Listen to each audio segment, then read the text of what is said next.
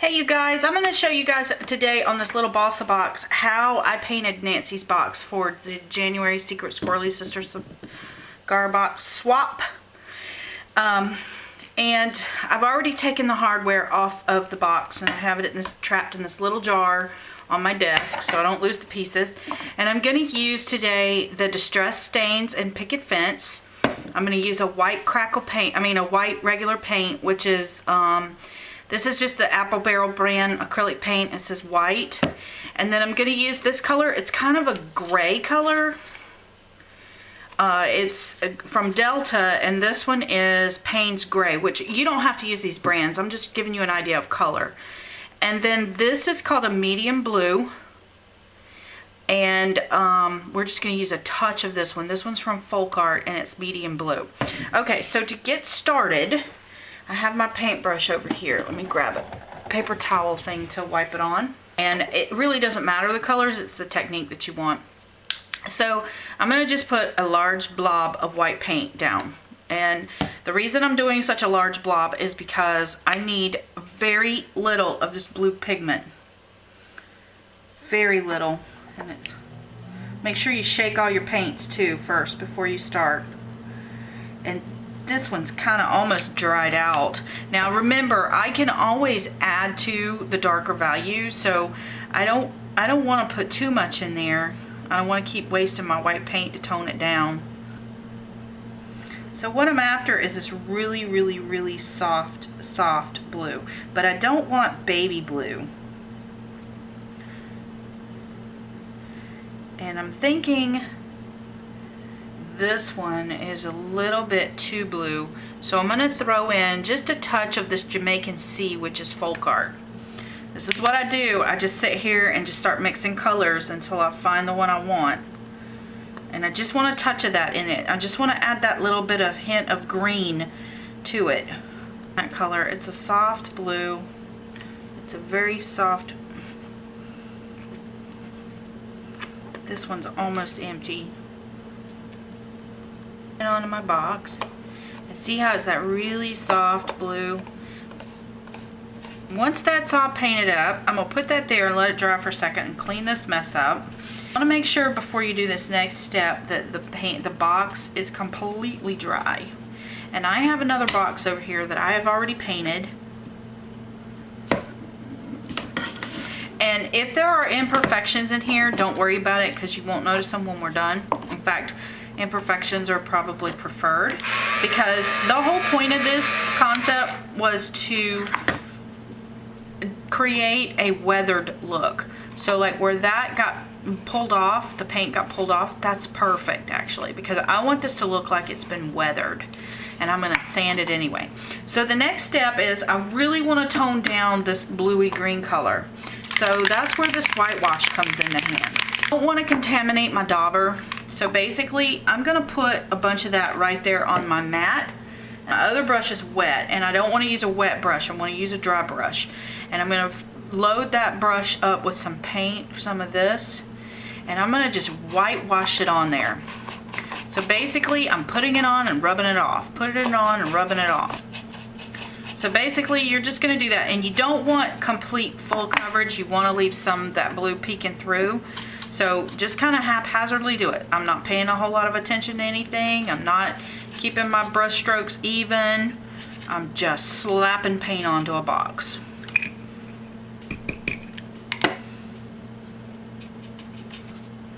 See how that white just kind of tones it down? Now, the reason I say I don't want to contaminate my dauber top here is because this box is wet and I don't want to lift all of that off. And see how that puts way too much on there? And I don't want it to be a complete coverage. I want it to be kind of whitewashed. So I'm like putting it on and taking it off. Putting it on and taking it off. I mean, literally, look at this. I'm using my hands. It's finger painting, and you thought after kindergarten you'd never use finger painting again. Ha! Okay. So I want to make sure I got that good and saturated on all the sides, but it's not even. I like how it's not even. Okay, so I'm going to now do this to the inside. Okay, so now I want this to kind of dry just a little bit while I mix up my other paint color. I'm going to put this away. Now I'm going to wipe this up. Okay, now I'm going to come back and I'm going to mix up my gray paint. Again, I want very little of that gray. More white than gray. I'm going to put just a dab of that in there. And that still probably needs to have a little more pigment in it, because I want it to be gray. I may have put way too much white down.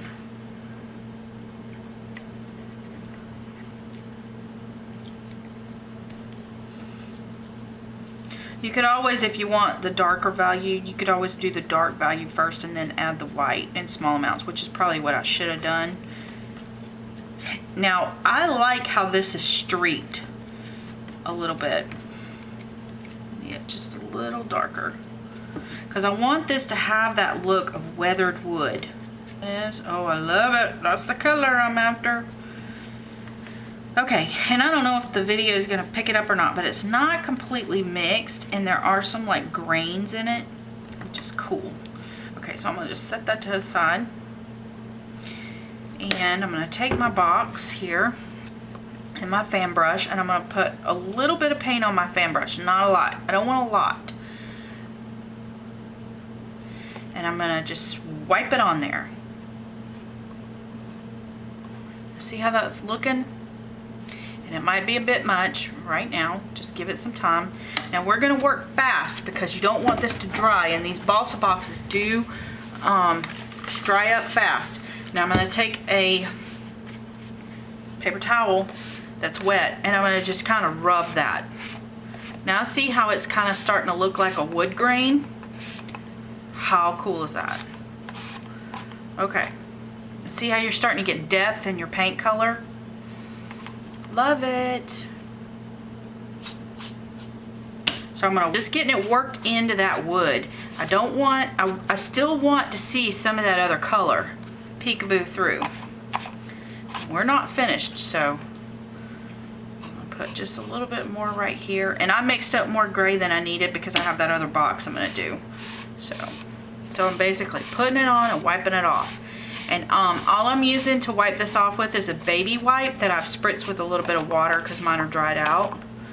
And the more water on the wipe, the more you're going to wipe away. See how that's starting to really get that soft wood grainy look? Isn't that cool? Okay. And it's just adding, basically you're adding depth, which I think a lot of us forget that, you know, painting is not just about slapping some color on a box. My wipe is starting to get a little muddy. I'll just saturate it with a little bit of water. But it's not just about slapping some paint on a box. It's about creating an illusion of depth and age and, you know, really getting some dimension in there. I don't want this to look like I just made it. I want it to look like it's been around for a long time. Okay, so now my box is completely covered, and it is dry because you need it to be dry for this next step. So I've let it sit here for a bit, and it's dry. And if you are a little impatient, just hit it with your heat tool. Now what I'm going to do is I've got this sand blocker, but this one has been through the ringer, so it's not going to sand perfect, which is good, because I think part of the stress is the fact that it's unnatural, it's not perfect, it's imperfect patterns and things like that that make it cool. But basically you don't want to sand really hard on this because it's super thin if you're using the balsa boxes. And see where I missed some of the paint down here? Don't worry about that. Those are little imperfections that truthfully, if think of it this way, if you were on a farm and something was painted and then weathered, and you would see some of the exposed wood in places. And basically with sanding, that's exactly what we're going to do. We're going to remove it and knock a hole in it. So I'm going to lay this part flat, and I'm just going to lightly rub over it. And this is going to pull up. Oh, wait, stop. Stop the road. Don't do this on your craft mat, dingle. Get a piece of scrap cardstock or something, put under your craft mat, over your craft mat. You don't want to do this on your craft mat. Okay, so thank God my old one was there. Okay, so you're basically just going to sand and reveal some of that wood again. Now my box is completely finished, and as far as, you know, painting technique and stuff like that, I've got it all painted, it's dry, it's been sanded. Now what I'm going to do is I'm just going to take a damp cloth or just a baby wipe. This one's not terribly wet, and I don't want to rub forcefully. I just want to get all that dust off of it from the sanding. Just wiping that off. I'm going to go back with my distress stain because it's still just a little too imperfect. So this time, shake up your distress stain really well. I'm going to brush it on, and I'm going to wipe it off. So I'm going to take this baby wipe and wipe it off. I want a really nice, soft, we're just adding layers of color.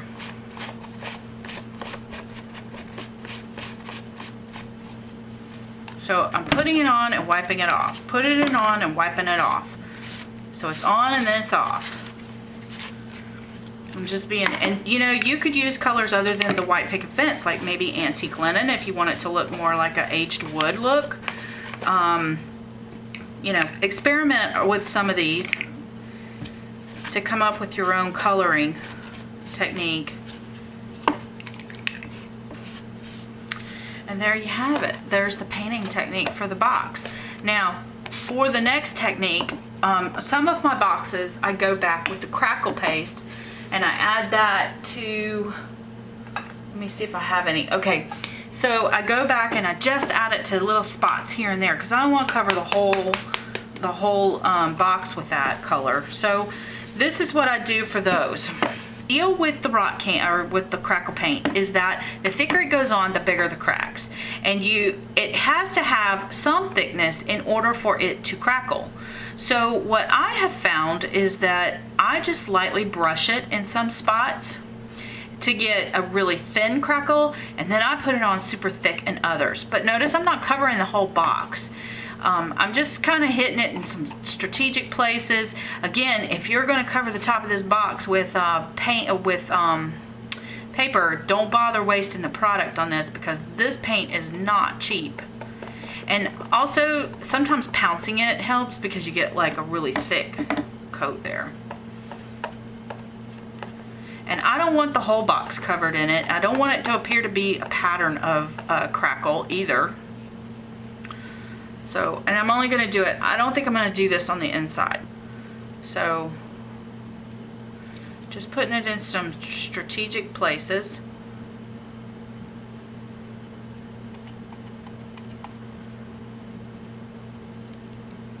Some places a little thin, some a little thicker. Now, the trick to this successful crackle with the Tim Holtz crackle paint is to leave it alone and not to mess with it. So that's what I'm going to do. I'm going to put it over there. I'm going to leave that one alone. I'm going to let it do its thing, and I'll be back when it's done. Okay, so the crackle has now officially dried on this. It's been about an hour and it's good and dry, but it still looks a little bit too perfect for me. Now this is what it looked like without the crackle, and this is what it looks like with it. So what I want to do is I'm going to now take some sand, this is the sandpaper that is from the inside of this when you pull it off. So it's the same Tim Holtz sandpaper. But basically what I'm going to do is I'm going to come back over the top of some of this and just kind of keep, just to stress it up a little bit more. I just don't want it to be so perfect. What it's doing is it's knocking a layer of that crackle off the top so you can see the blue paint from underneath.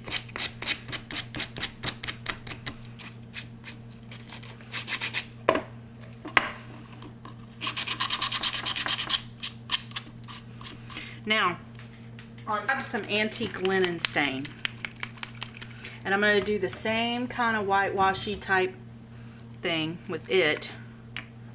This nasty thing off my arm. And I'm just going to kind of rub it right over the top of that again. And what this is going to do is make it look kind of dirty. And I'm going to take this wet wipe and wipe it off.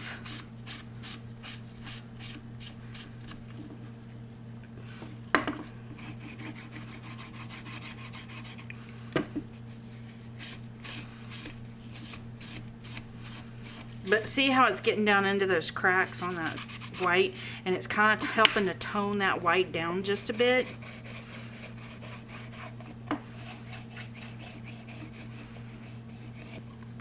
And now it looks like it was painted, then the paint chipped off of it, and it was painted over that. It's just been sitting out in the weather. Isn't that a cool effect?